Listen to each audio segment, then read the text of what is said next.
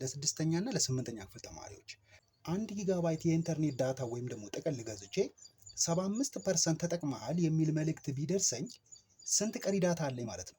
አንድ ፍንጭ ልስጣችሁ። 1 ጊጋባይት ማለት 1000 ሜጋባይት ማለት ነው። 1 ጊጋባይት ማለት 1000 ሜጋባይት ማለት ነው። በዴሲማል 1000 ሜጋባይት ነው።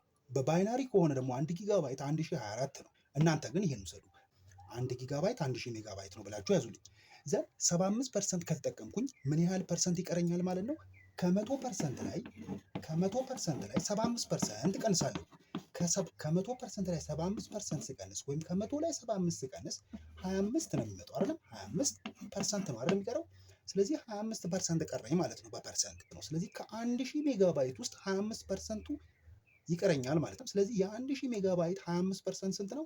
25% ወይም 25 መቶኛ ሲባዛ 1000 ሜጋባይት።